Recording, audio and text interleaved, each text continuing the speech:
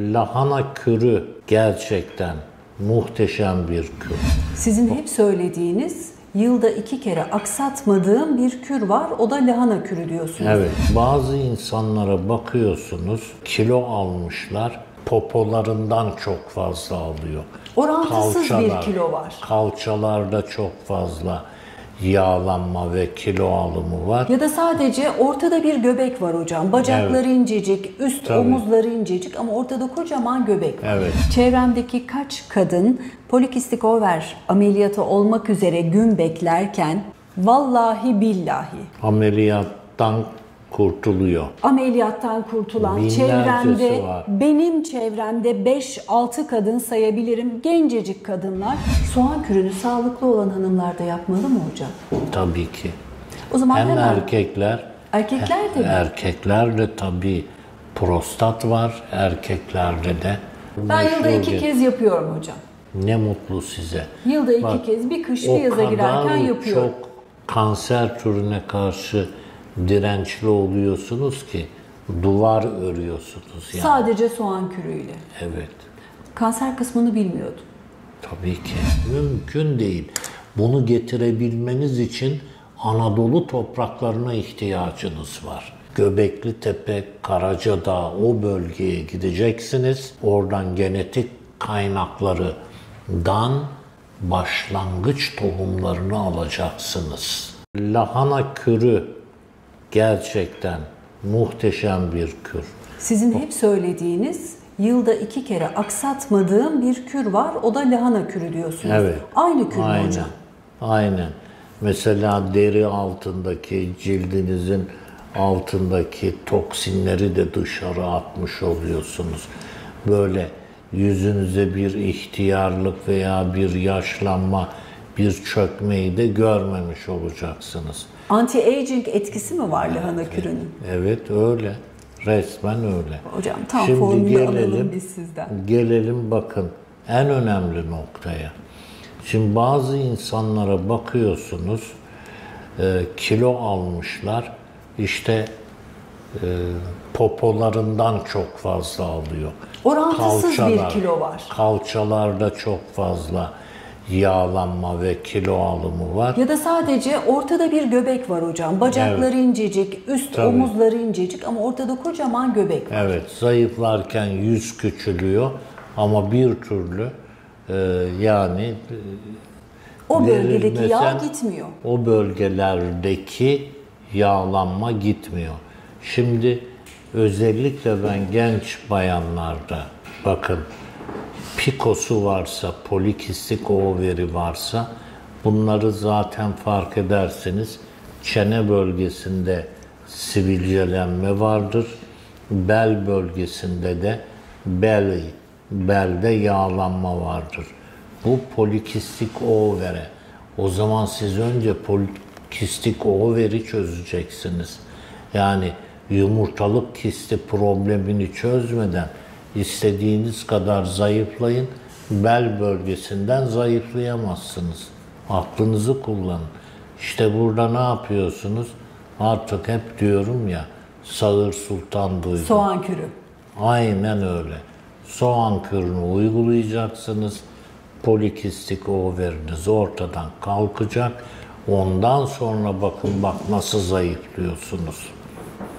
Hocam kullananların feedback'i, geri bildirimi, özür dilerim, sizin için çok önemli. Çevremdeki kaç kadın polikistik over ameliyatı olmak üzere gün beklerken inanmıyorum ama hadi bir Saracoğlu hoca her yerde söylüyor, bir kullanayım ameliyat günü gelene kadar deyip vallahi billahi ameliyattan kurtuluyor. Ameliyattan kurtulan Binlercesi çevremde, var. benim çevremde 5-6 kadın sayabilirim. Gencecik kadınlar.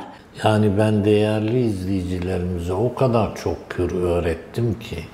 Yani bunları bir köşeye yazarlarsa mesela bu Karadeniz bölgesinin kadınlarına bakın, ciltleri böyle kaymak gibidir, Evet. tereyağı gibidir. Neden? Çünkü gözenek diye bir şey yok onlarda. Bunda neye borçlular? Mısır mı? ekmeğine. Evet. Zaten mısır tanesinin yüzeyine baktığınız zaman ışıl ışıl da parlar. Yani çok sıkıdır o. Hem cildinizi sıkılaştırır hem de o gözenekleri ne yapıyor? Kapatır. Rozesa dediğimiz roza şikayeti var. Burada ne yapıyor? Bu gözenekler açılıyor işte. Çok rahatlıkla orada alerjik tepkiler vermeye başlıyorlar. Şimdi ben bu zayıflama mevzuna geldik. Yani polikistik overden dolayı bel bölgesinde. Peki kalçayı ne yapacaksınız? Popoyu ne yapacaksınız? Omuzlar duruyor. Kollar tamam biraz incelmiş, yüz küçülmüş. Bölgesel olarak kalçalardaki ve popodaki yağları eritemiyorsunuz. O zaman bu işte başka bir şey var. Yani vücuttaki yağ hücrelerinin çalışması farklı. Yani burada çalışması farklı derken bütün eşit olarak bunun dağılması lazım. İşte burada yapacağınız şey iyi bir hormon dengeleyici kullanacaksınız. Bu nedir? Alkimilla vulgaris bitkisi. Yani hormon dengeleyici testere dişli aslan pençesi.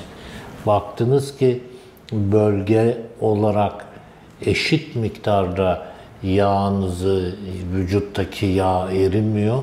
O zaman yapacağınız şey nedir? Testere dişli aslan pençesi çayı içmek günde 2 defa.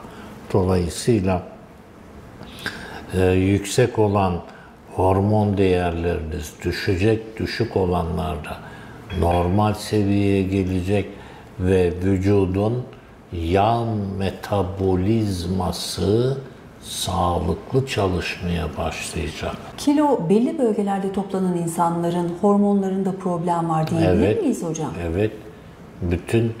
Bütün şey orada zaten. Yani yağ hücreleri aynı zamanda hormon üretiyor. İri göğüslü hanımlar da aynı listeye dahiller mi? Onlardaki yağ dağılımı da o bölgede şimdi şöyle toplanmıştır diyebilir miyiz? Evet. Şöyle düşünün. Tabii ki ben çok iyi hatırlıyorum. Yani bu işlere yeni başladığımda mesela bazı genç kızlar geliyor, anneleri, hocam ne yapacağız, bu da lise 2'ye gidiyor. Yani göğüsler çok büyük. Diyorum ki hekim ne önerdi burada? Yani işte estetik ameliyat diyorlar. İşte benim burada onlara önerdiğim şey bu testere dişli aslan pençesini kullanmaları. Öncelikle bu lahana kürünü uygulamaları. Bunlara yani bir de hormon değerlerini görmemiz lazım. Yani acaba hangisi nasıl çalışıyor?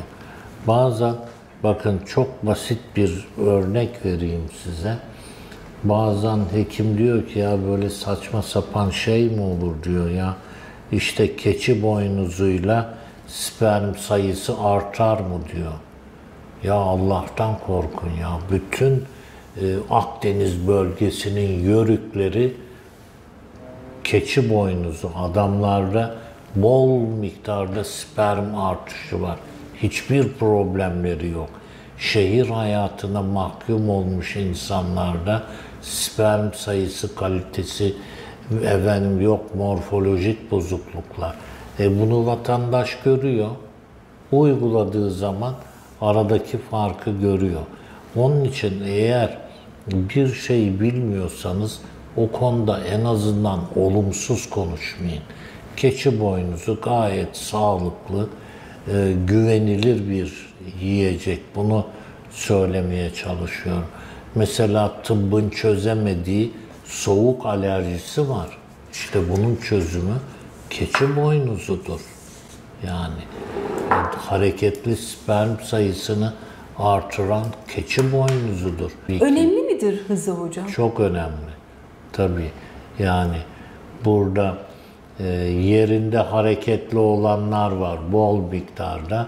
İşte diyor ki yarısı, %50'si yerinde hareketli, %5'i ileri hareketli. Olmaz. Yani en aşağı %30, %40 ileri hareketli spermlerin olması lazım. Keçi boynuzu da bunu yapıyor. Bir bakıyorsunuz kadıncağız pat diye hamile kalıyor. İşte bu noktada modern tıp bugün diyor ki nedeni bilinemeyen infertilite. Evet, sebebi bilinmeyen bilinemiyor. infertilite. Halbuki biz şimdi bakın onlar şunu bilemiyorlar. Zannediyorlar ki ya işte bu kadının yumurtasında mesela her şey normal diyor, FSH normal, antimüller hormonu normal, estradiol normal, hocam diyor prolaktin normal, her şey normal. Eşim de öyle ama hamile kalamıyoruz. Mübarek bakalım yani yumurtasında zona pellucida dediğimiz bir bölge var. Bu bölgenin üzerindeki reseptörler uyuyor, aktif değil. Yani işte bunların aktive olması gerekiyor. Onun için hamileliği kolaylaştırıcı kür öneriyoruz biz. Bunlar da dahil içinde birçok şeyi dahil ediyoruz ve iş düzeliyor. Erkeğe de kür veriyoruz tabii. Yani mesela erkekte sperm sayısı normal, aglutinasyon yok, işte hareketlilik normal. Fakat gelelim sperm başındaki akrozomal aktivite yani akrozom enzimlerinin aktivitesi düşük, enzim aktivitesi düşük. Yumurtaya temas ettiğinde orada liyiz olmuyor yani içeri giremiyor. Ne yapacaksınız? İşte onun için hem hızını artıracaksınız hem de akrozomal enzimin aktivitesini yükselteceksiniz. O zaman pat diye hamilelik kalır. Ya oldu işte diyor. Bak kardeşim oldu derken burada gene takdiri ilahi var. Bak yeri gelmişken söyleyeyim. 31. surenin 34. ayeti. Müthiş bir şey Emel. Ne diyor? İnnallâhe indehu ilmus saati. İnnallâhe indehu yani Allah'ın katında ilmus saati. Her şeyin, her ilmin bir vakti zamanı var. Onu o biliyor. Bunların bütün gecikmesi, işte bir yerden duyacaksınız Saracoğlu Hoca ya şöyle bir şey anlatmıştı işte bakın bütün bunların bir araya gelmesi takdiri ilahi yani onun takdirinde onun ölçüsünde öyle ben kazandım ben yaptım benim şeyim nereye sen kazandın ya o müsaade etmediği müddetçe hiçbir şey yapamazsın. Soğan kürünü sağlıklı olan hanımlar da yapmalı mı hocam? Tabii ki. O zaman hem hemen erkekler de mi? Erkeklerde tabii prostat var erkeklerde de.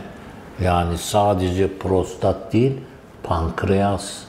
Pankreası koruyan en önemli fonksiyonel gıda. Bakın ben ne diyorum burada?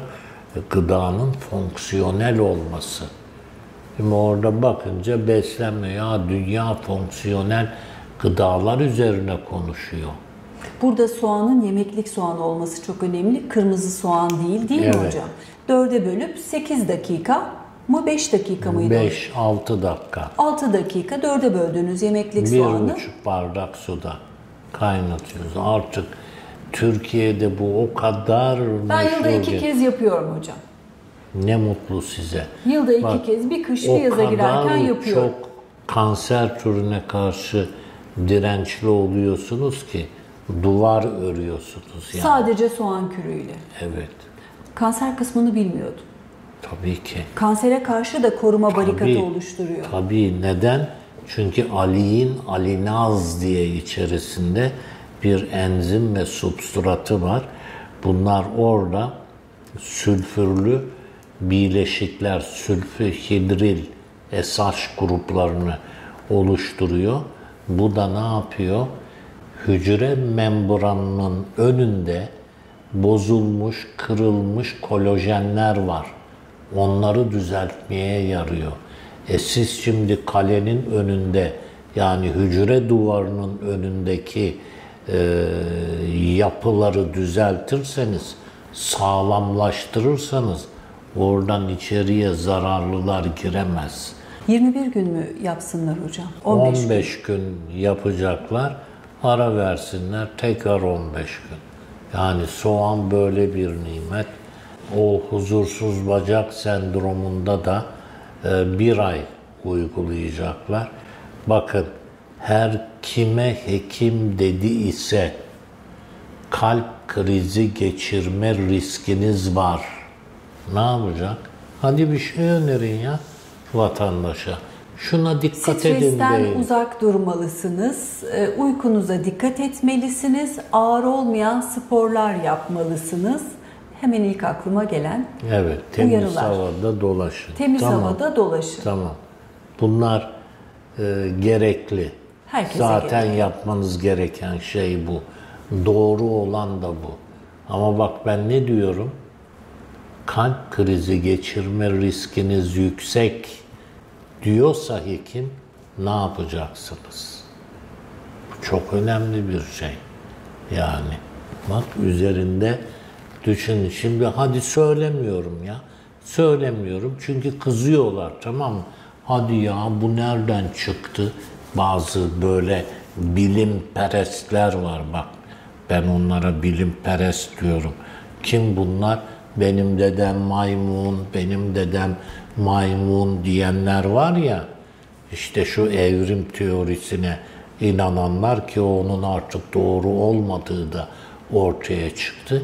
Onlar bilimperest. Halbuki ben ilimperestim. Çünkü benim dedem Adem.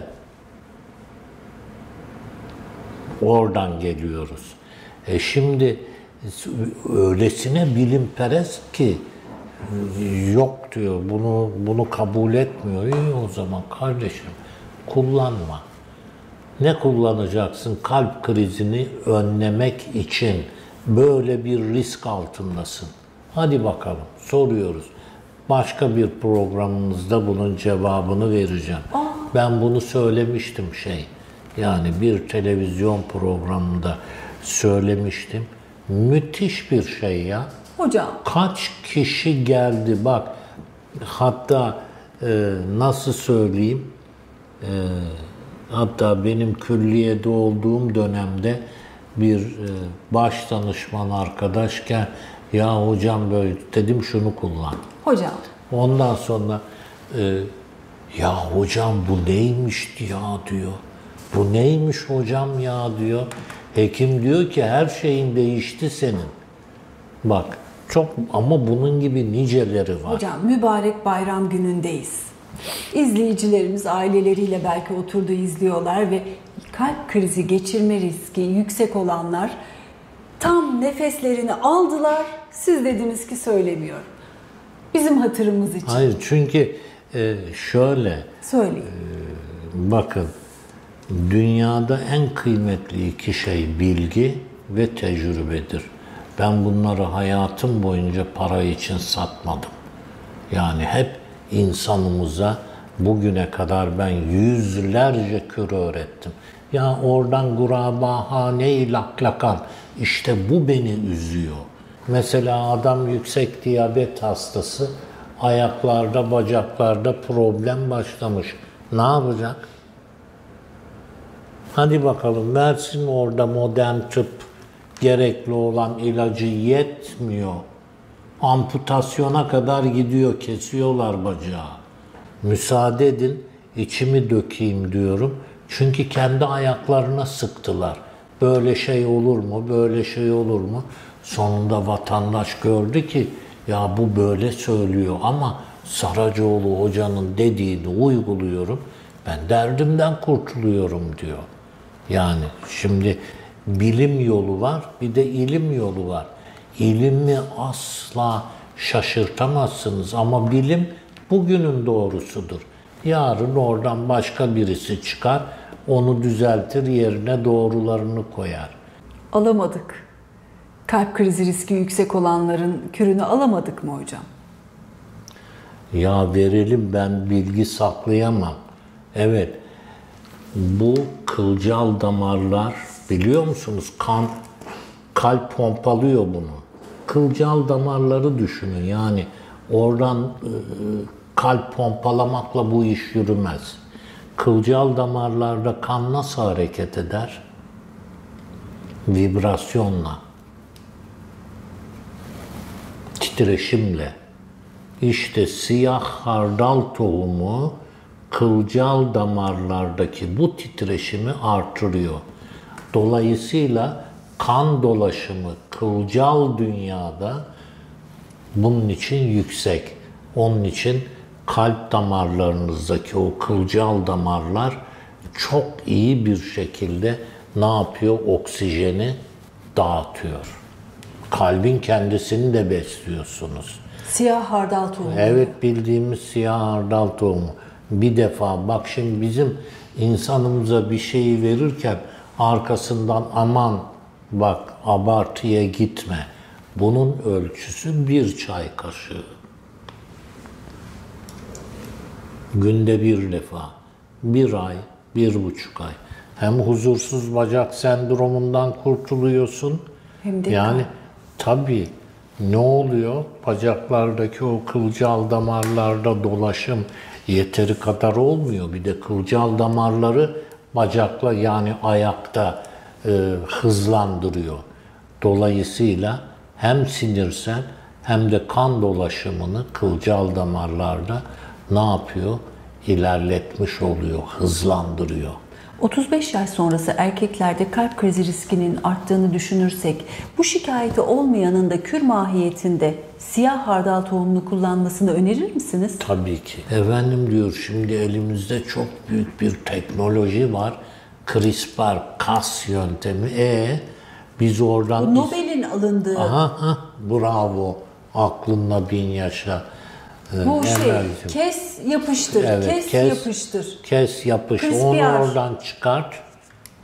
Onu oradan çıkart, yerine al bu geni koy. Yanına bir tane de şunu ekle. Diyerek biz diyor bunları eski haline getireceğiz. Getiremezsiniz. Mümkün değil. Bunu getirebilmeniz için Anadolu topraklarına ihtiyacınız var. Göbekli Tepe, Karacadağ, o bölgeye gideceksiniz.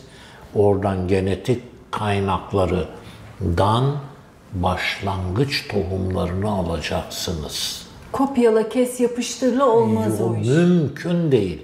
Eğer bunu iddia ediyorsa, gelsin yazsın bana bir şeyi, ben de ona cevap vereyim. Mümkün değil Emel. Yani böyle başa dönemezsiniz.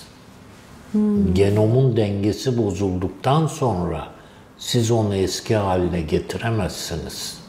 Dizilimin nasıl ilerleyeceğini mi öngöremiyoruz hocam? O kes yapıştır, kes yapıştır yaptığımızda. Tabii.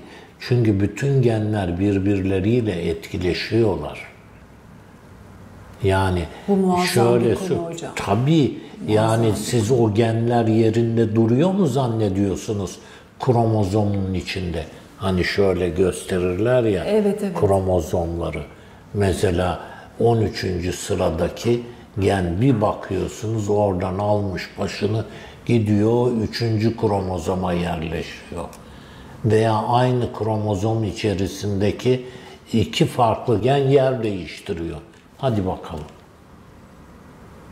Olmaz. Yani bunu yapabilmeniz için Türkiye Cumhuriyeti Devleti'nin Anadolu topraklarına ihtiyacınız var. Boşuna kaçırıp durmayın.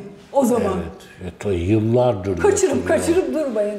Keramet Fırsat, bir yandan toprakta da. Tabii. İşte tabii ona da... ki yani sizi topraktan yarattım diyor ya. Şifanız da zaten orada. Çölyak hastaları ne kullansınlar hocam? Şimdi burada çölyak, siz ata tohumu buğdayı kullanırsanız inanın en ufak bir şikayetiniz olmaz. Sınırda bir çölyak hastası iseniz, kronikleşmişse tamam ata buğdayına geçseniz de olmaz. Ne yapacaksınız? Yapacağınız şey çörek otu. Alemlere rahmet. Peygamber Efendimizin dediği gibi yani ölümden gayrı her şeye işte onun yağı, çörek otu tohumunun yağını sıkacaksınız. Burada yağ sıkılırken şimdi efendim yok kabak çekirdeği yağı, işte yok susam yağı, işte şu yağ bu yağ deyip bunları kavuruyorlar önce. Niye kavuruyorsun? Daha çok yağ çıkartacak. Olmaz. Soğuk pres kavurmadan çörek otu yağı. Onu elde edeceksiniz. Bir tatlı kaşığı sabah, bir tatlı kaşığı akşam. Bunu alacaksınız.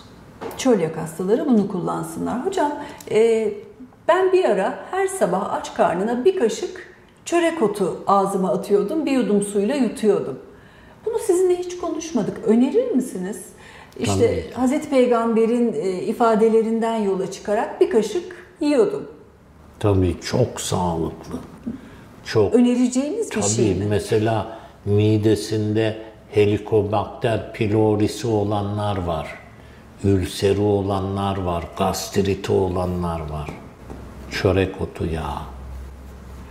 Yağını daha çok seviyorsunuz anladığım kadarıyla. Seviyorsunuz değil, daha fonksiyonel. Şeyinden daha, o çiğ atılmış tohum halinden daha faydalı diyorsunuz. Evet. Peki. Bu huzursuz bağırsak sendromuna da şifa mı aynı zamanda çörek otu yağı? Orada da etkili ama onun yerine şeyi kullanın, ebegümecini.